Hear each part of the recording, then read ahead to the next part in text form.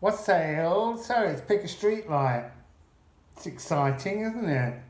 What is illuminating your soul? But not just what's illuminating your soul, what's currently resonating from your soul? How are people perceiving that? And what do you need to do to move to the true resonance that your soul wants to be at the moment? I know, that's a bit complicated, but anyway, that's what we're doing. So, we're starting with photograph number 1, which has a wall, a town in the background. 2/3 of the painting is covered in the bridge. There's a lamp just at the very far right hand side, and there's a woman and a man. He's clearly a fisherman, leaning over the edge, and it's called Pêcheurs Sans Yves by Anders Zorn, and it's from 1888. So, see, I've done the piles of cards already to make it a little bit swifter. So we begin with card 27, L'Indulgence, indulgence. So at the moment, you're indulging your inner experiences. And actually, that's a good thing. When that card first came over, I was like, that's a bit weird. But actually,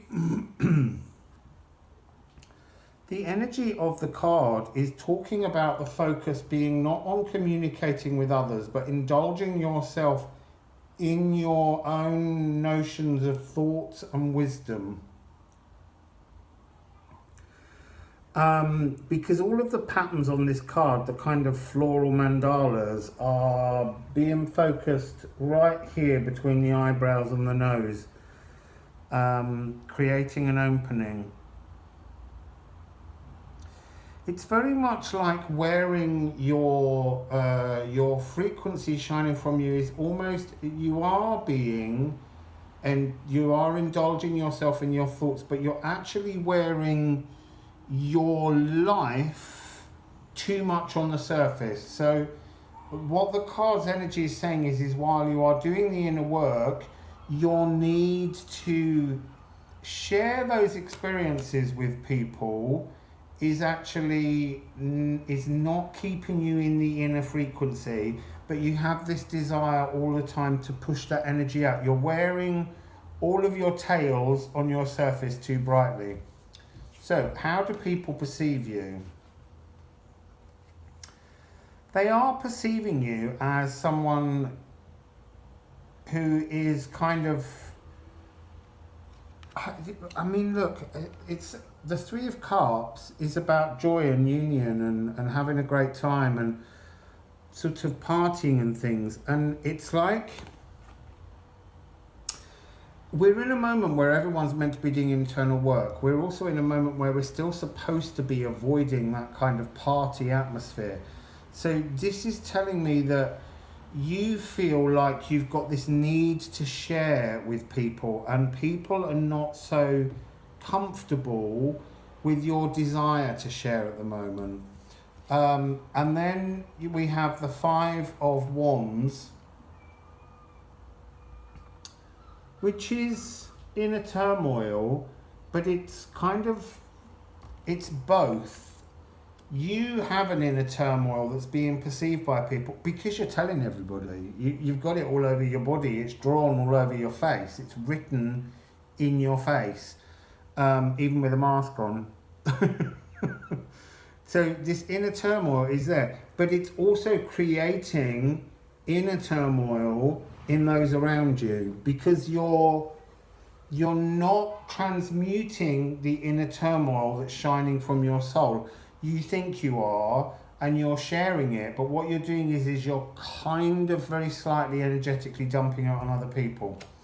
And it's creating, this is complicated as well. I didn't know this was going to be like this reading. When I saw these cards, I was like, oh, that's quite nice. But now suddenly the energy of the card has got really dark. It is a street light. It's about how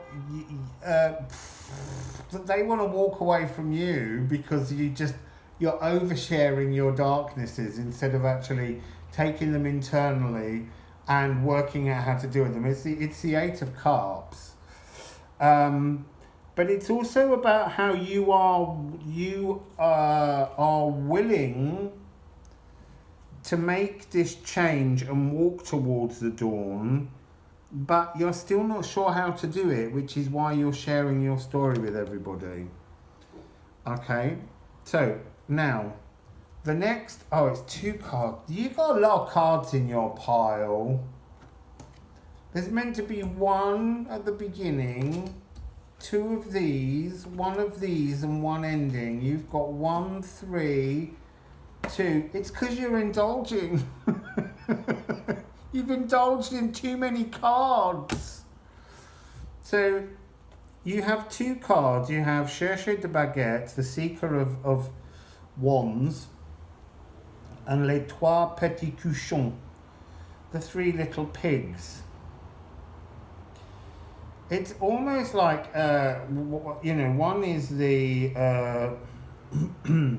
the Knight of Wands, all fired up and ready to go somewhere, and yet 20 is the Judgment card. Getting 2 different energies from this.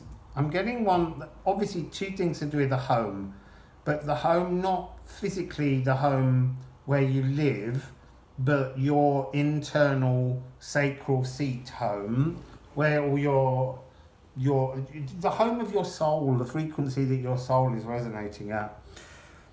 So there's an idea that there's 2 different energies going on. In the Chercheur de Baguette, Dorothy and the Wizard of Oz, she stops to pick up Toto, but she's stepping forward, she's looking at her shoe, and she's realizing that she doesn't need the transformative energy of somebody else to take her up into a hot air balloon to bring her to her inner truth, because he can't take her there. Her inner truth's within her. There's no place like home, is what she learns with her ruby slippers.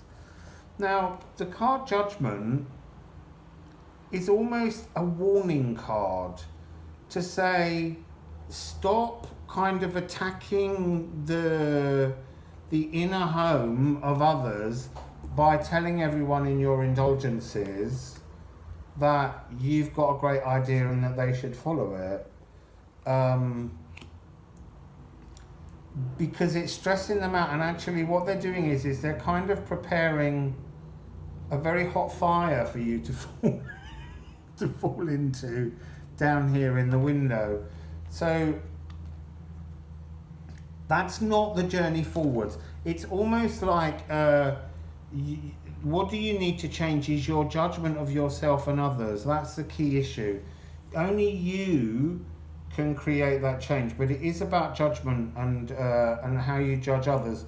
Don't judge yourself other than to look internally and make changes, and then just be your truth. And if you are your truth, then others will accept you, because actually the last card's so beautiful.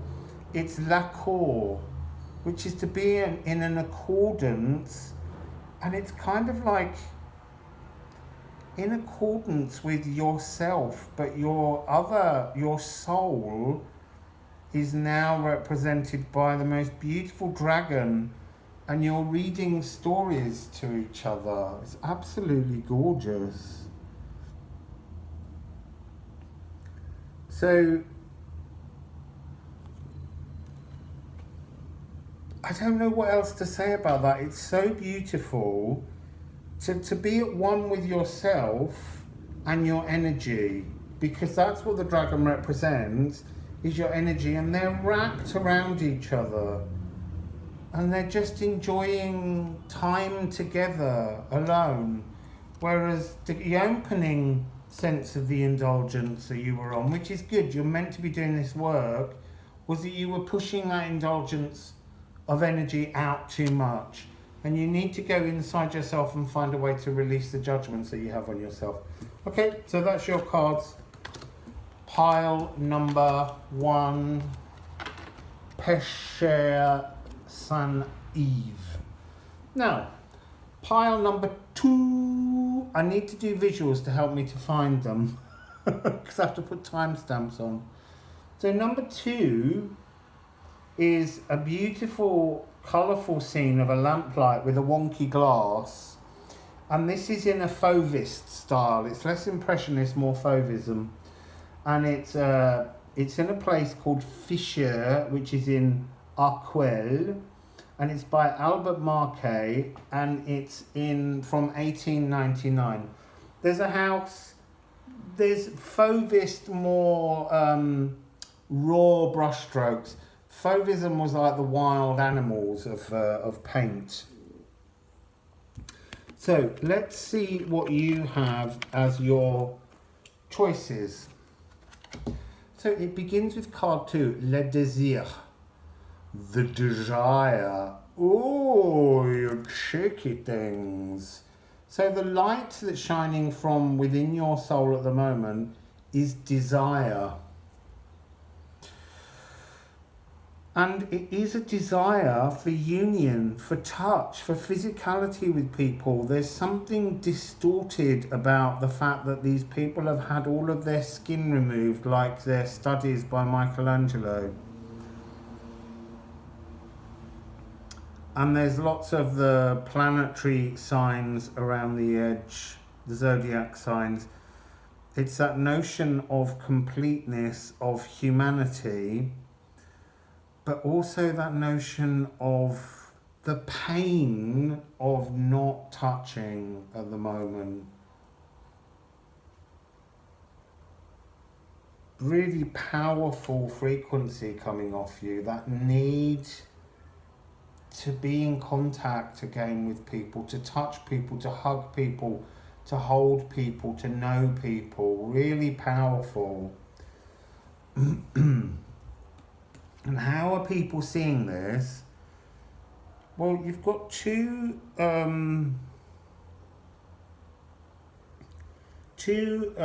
pentacles. You've got the Ace of Pentacles and the Knight of Pentacles.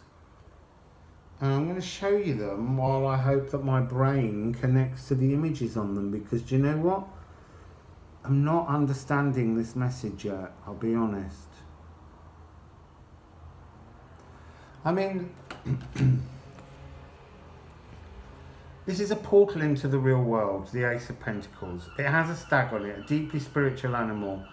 It's incredibly strong energy. It's a beginning in the real world.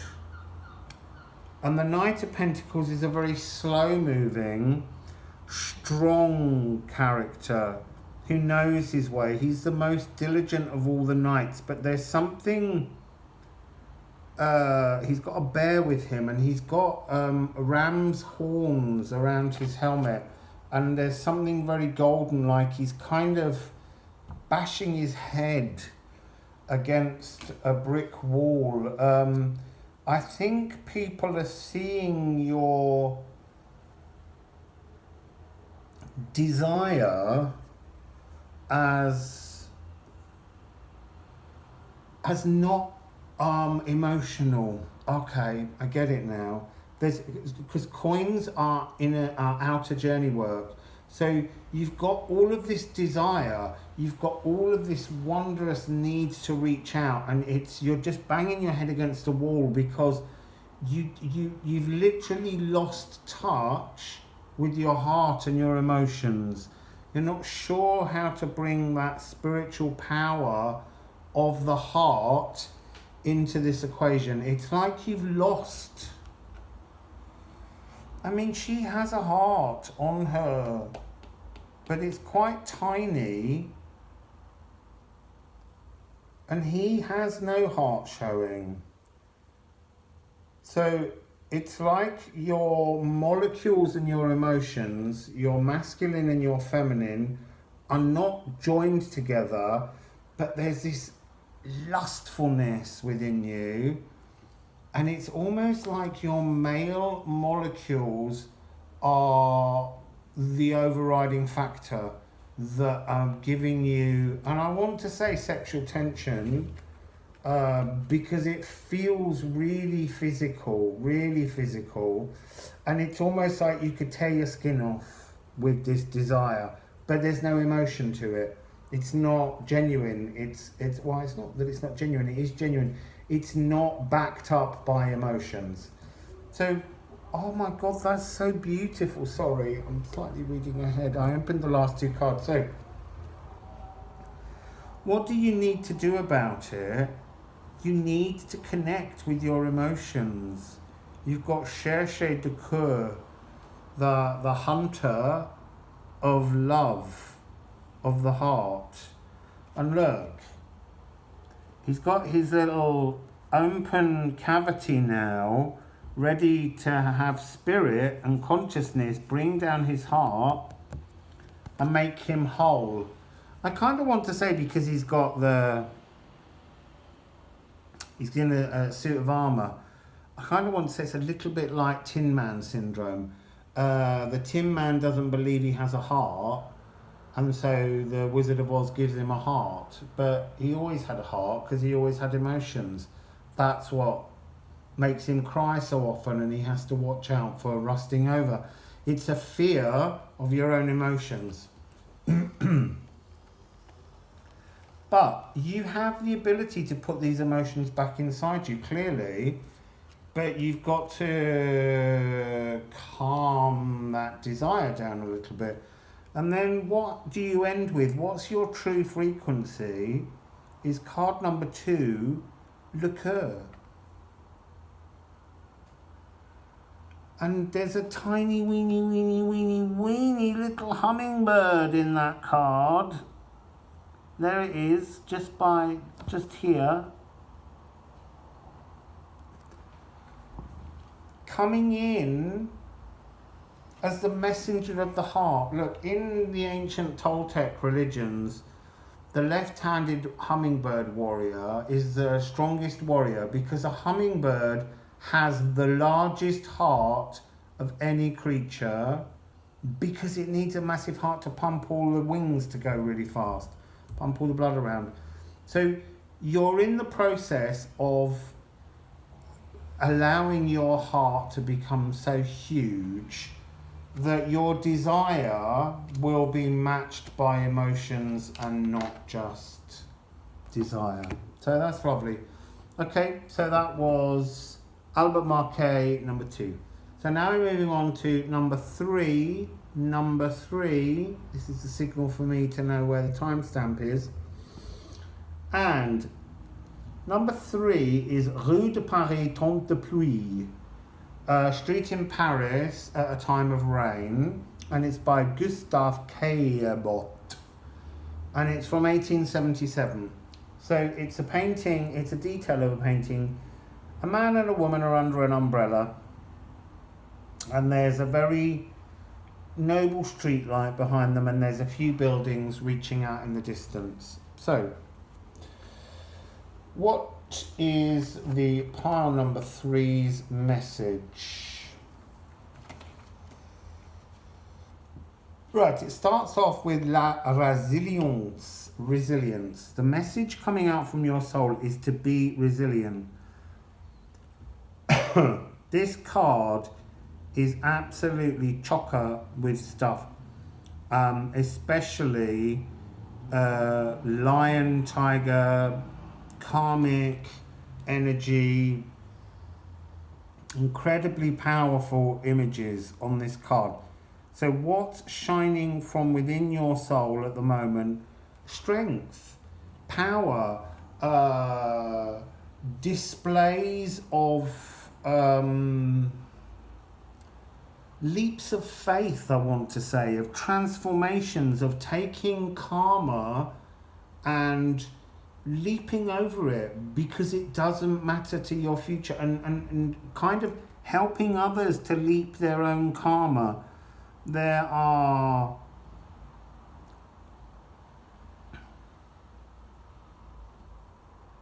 faces hidden within this. There are kind of weird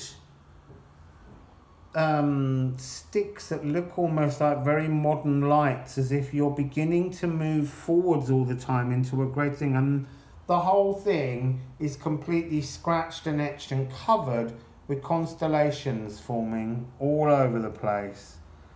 So your energy is this strength, this inner, it's a 4, it's a card of healing. It's like you bring resilience and healing to others. And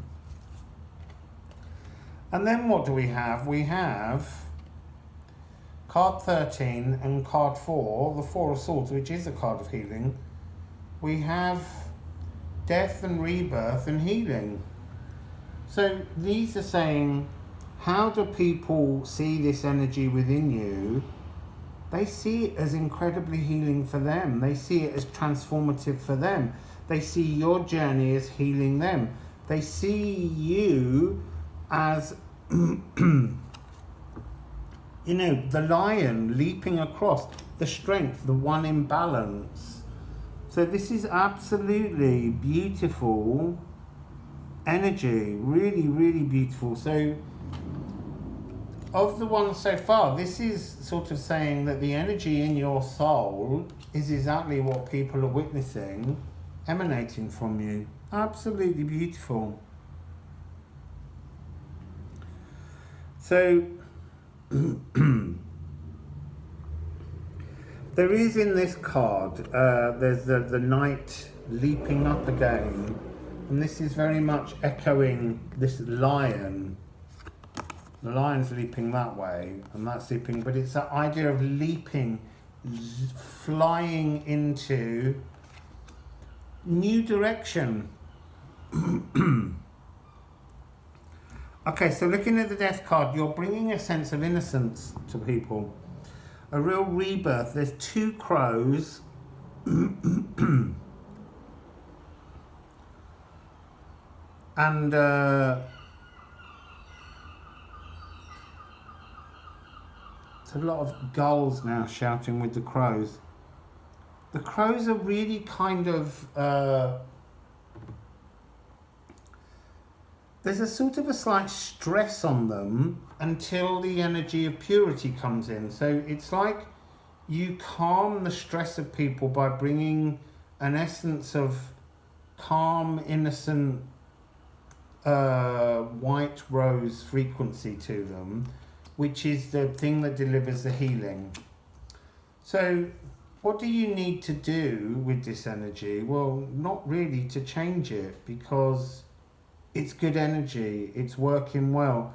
And you've got 6 d'épée, which is, ordinarily it's a card of journeying forward to a new place, but in this deck it's actually just a community coming together and creating light and joy and frequency together. So if you pick this card, all you need to do is just keep reaching out and celebrating emotions with others, and that will help to heal them and you. Where's it taking you as a frequency? So we've got 2 4s and a 6, 13. Now we've got 25.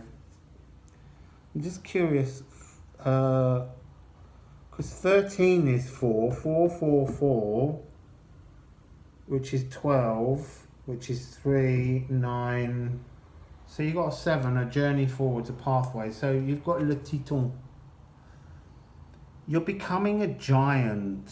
You're becoming like legendary in your resilience and your frequency and your ability to reach out and heal other people. I mean, you're just standing in your truth, and that's a really beautiful thing. But also, Le Titan, there's a real sense of calm rest about this frequency. There's no sense of stressing. It's a very beautiful, restful card. So, was quite a short one, I think. I'm not sure because I'm not following the timestamps, but that felt quite short and quite sweet, but really, really beautiful energy. Well picked if you picked number 3. So now we're going on to 4, 4, 4, 4, 4. So 4 is the Environs de Bruxelles from 1881 by Dario de Regoyos.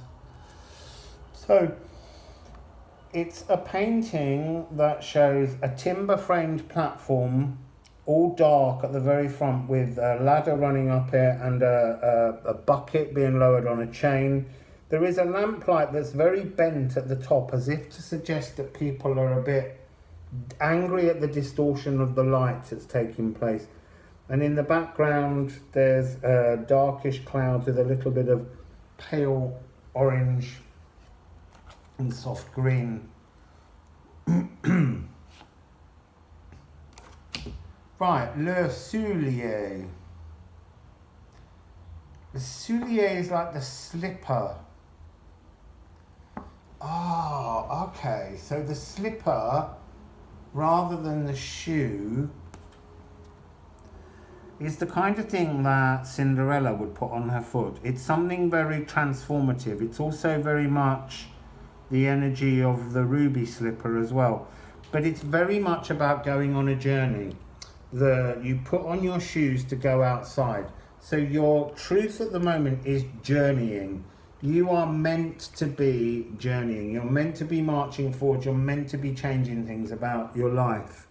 You're not meant to be standing still. These shoes or slippers are very beautifully embroidered. They're almost like beautiful Aztec beading. So I sort of get that energy of walking away from the past, but bringing the past with you. So not running away from the past, not going on a journey to hide, but acknowledging where you've been, your heritage, in your slipper, and putting that heritage on, wearing your heritage, and stepping forwards into the world on a journey. Now, how are others perceiving that frequency? Wow, rather magnificently, to be honest. You have the Magician, card 1, then you have card 5, which is going from raw masculine to divine masculine, and then you have the King of Wands, and he's the master of the mystical fires of creation. So you're being perceived as a kind of wizard. I don't know what to say about these. You're seen as someone able to call up elements in your life and conjure them into something, to move forward, to bring change, to bring transformation. You're seen as someone. Hierophant is standing in divinity, standing in light. So not just this kind of raw magician, but a divine masculine magician working within the world, and working in the earth's magic, working in divine earth magic. And then you have, as I said, the King of Wands. He's there in balance. He's draped in red. Actually, there's red on all of these, but there's also gold, because red is the root chakra of the earth, but that's become very golden. And actually, that's what we're talking about here, is that transformation. People see you as able to look at frequencies in the earth and just transform them into something far more stable, far more embracing and warm. I want to say warm, less harsh, much more like the molecules of the world embrace you. You've got 4 dragons. 4 dragons is all 4 elements. The magician's got all 4 elements. He's got all 4 elements. The missing thing is the fifth element, the fifth, the ether. You're seen as having the whole package in terms of being a kind of, I want to kind of say like a Bedouin minstrel, which doesn't quite make sense, but the interesting thing about it is the energy from this card is that you haven't set off on that journey. You know, you've got, everyone sees you as having all of this energy, having all of this at your disposal, but you're still sitting there trying to make a choice about putting your shoes on and going outside, which is understandable. We live in odd times. Now, what do you need to do? You've got the enfant de cœur, which is Goldilocks. And actually, this is about outgrowing the nest. There's a little tiny bird up here, but this is about Goldilocks. She goes inside the house. Look at the poor bears, they're petrified. They can already see what she's up to. And she goes in and she just helps herself to all the porridge and all their beds, and she doesn't, you know, she's outgrown her own life and she's searching in all the wrong places, whereas what she actually needs to do is just walk away now, walk away from everything and set off on a new journey in your little Aztec slippers. And where's that journey energy taking you? It's taking you to 34, La Magie. I mean, seriously, we're getting a lot more of this magic. This magic is growing globally, and that's what this is talking about. The 4 dragons are north, south, east, and west. They're also, you know, fire, earth, air, and water, wrapping all around the world, and you having control of that because you've got earth magic,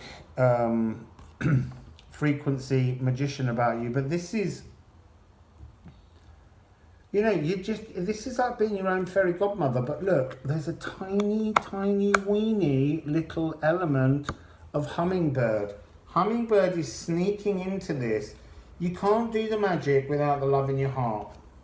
And Goldilocks has no love in her heart. So you've got to find the love in your heart, that spiritual expansion for everybody that will bring you into being this passionate King of Wands, Zen of Wands, to be full of the right things.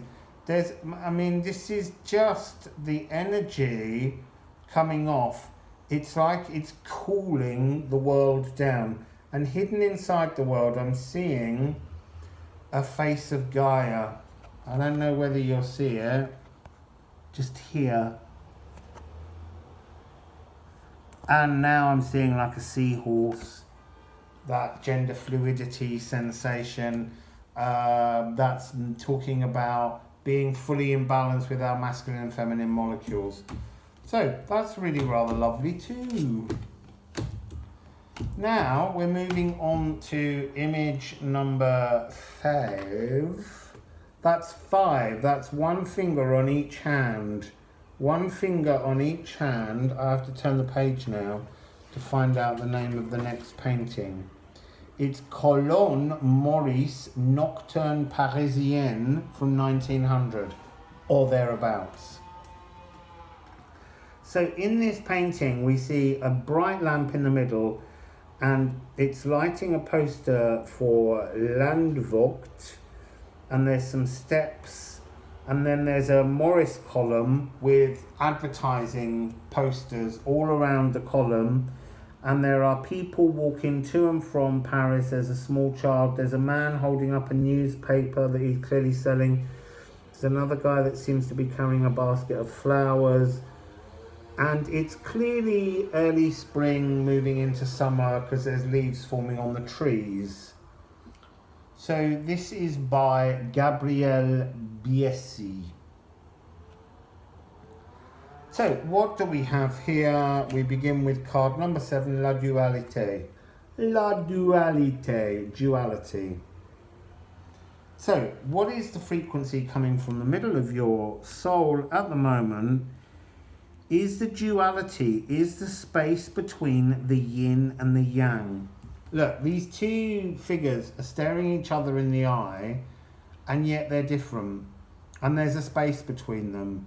And there needs to be some kind of drawing together of them as one unit. It's a little tiny scorpion. There's two little hearts. There's hummingbirds. There's like storks. There's butterflies. This is an energy of transformation, but actually behind the two, the frequencies are different.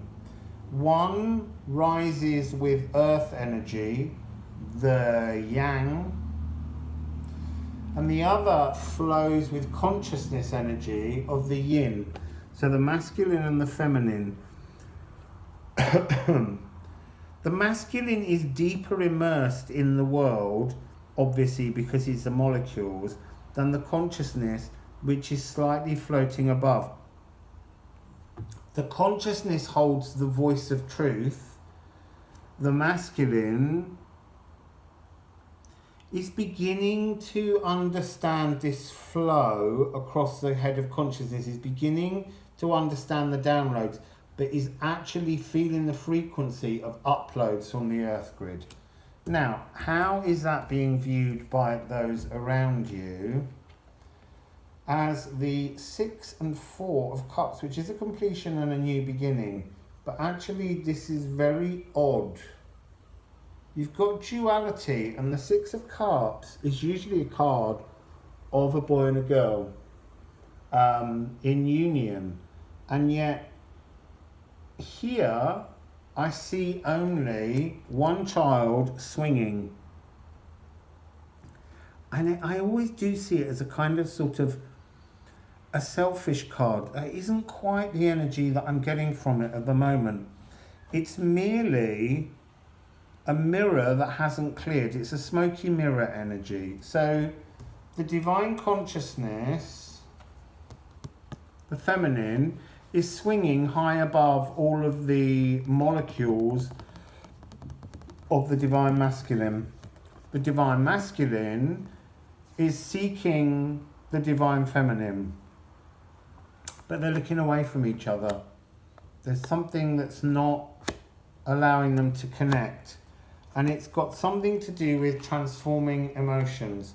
They're beginning to get the same energy around their head, but it's not fully there. So, what do you need to do to change this? You've got the guide de cœur, you've got the guide of hearts, which is actually the Good Witch of the North, Glinda, from The Wizard of Oz. And we have the Emerald City below, and we have the balloon, the rainbow balloon of the Wizard of Oz floating off without you. It's like you need to, it's a bit like this wishing for this to come down. You have to stop wishing. Make it come down. You know, you have to be Glinda. You have to be the Good Witch of the North. You have to come down in your big golden orb and come down to the earth. That's your consciousness. Bring it down into the earth. Stop seeing a gap between you. Stop not clearing your smoky mirror and just go, do you know what? It's time. I'm not going to try and pull this energy of him up, because then, where are we? We're just in the sky. I'm going to bring my entire consciousness down and land it in the Emerald City. Because the Emerald City is the lower heart chakra. So bring your higher heart chakra down into your lower heart chakra and merge the two of them. And then what do you get? You get le partage, 32. Which, if I'm right, is the sharing. And this is nature birthing from your belly. This is the solution. This is you bringing all your frequencies right down and allowing the earth grid to come up through your belly, out of your solar plexus, out of your heart, making that absolute joyous connection to feel at one with yourself, to feel that you understand less of the duality and the truth of sharing your frequencies between your molecules and your consciousness, and then sharing that energy with everybody else. So that's really rather beautiful too. Clearing your smoky mirror.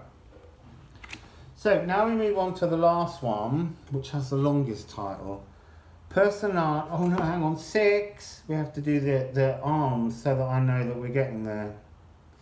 So, 6. Personnage sous la pluie sur un point au Bordeaux.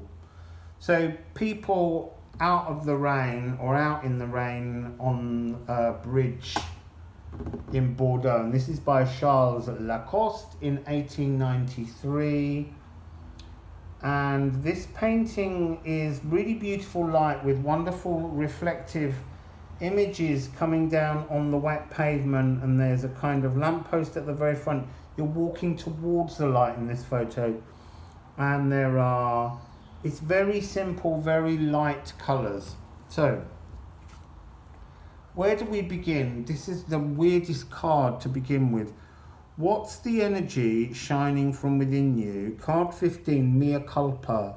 Oh, my mistake. So what's the energy that you're shining from within you is an energy of never believing properly in your truth. So you keep turning your light on, and then you shine it out there, and someone looks at you and you go, oh, sorry. It's kind of apologetic. That's the energy. And I'm not going to dwell on it, because it's not something that needs to be your frequency, but is habitual. And it comes with 2 cards, 16 and 6. So 166, you've got 15 followed by 16, 15, 16. But I want 166 to be looked up. It's the Tower. Again, this is like, it's almost like you keep lighting the tower, and you keep exploding it as well. It's like not trusting your own light, and what you're supposed to be doing is co-creating with spirit. But I'm getting this sense that people look at you and see you as full of all this desire to create things, but sort of tripping yourself up, I guess, is a way of looking at it.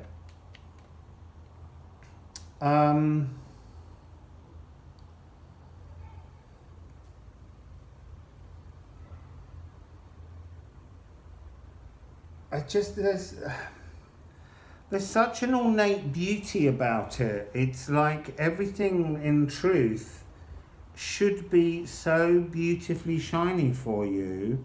I mean, in the Mea Culpa card, the energy is just, it's so busy and so full and so magically capable, but the missing part of your cog that keeps destroying this sort of foundation that you keep creating is belief in yourself, in your own magic. And that is difficult sometimes. It takes a long time to realise that bad thought patterns that we have can be changed. But you've got the card of the Lovers, co-creation, to make a difference, to bring around change, to unite your molecules and your consciousness in a really divinely powerful, creative fashion. And then, what do you have next as the what do you need to do card? You've got the Guardian des Épées, the Guardian of Swords. Look, this Guardian of Swords has taken off the harsh shell that's stopping spirit from entering the physical body. So that's what this is. This is like you keep putting up a shell to protect yourself. That's what they're talking about. And spirit has to keep coming in and smashing that shell away. And then you start to believe in yourself, and then you put the shell back up again because you get frightened. And then spirit comes in and smashes the shell down again. It's saying to you, this is your true frequency. Take off the armor. Take off the armor. Let spirit bring your energy wings to you. And let's work together, because look, your truth is being kind of choked at the moment by ivy. So you need to pull your sword back out, take off your armor, stop fighting spirit, stop creating reasons to fail almost, because you're meant to be alive with frequency. That's the energy that comes off. And you end with the card 21, which is the karmic completion of a journey. L'éternité, eternity, the most beautiful cosmic card of frequency and energies, and deeply, deeply transformative frequencies. Triple spirals coming from your crown chakra. Very much an energy of threes all over the place, moving atoms. This is incredibly powerful frequency, but you have to believe in yourself to get this frequency to come on board. But that's your true inner light that should be shining from you. To be a kind of beacon throughout eternity to others. Because, you know, the thing is, look, you can't be that if you didn't start at that. If you didn't start at mea culpa, you can't go on a journey to learn how to break through this and become this. That's the whole point of it. None of the readings are a disappointment. They just show us the pathways up the ladder. So, that was number 6. That's all the readings, and I hope you enjoyed the blog on Impressionism, and I look forward to whatever comes next Sunday. Wassail.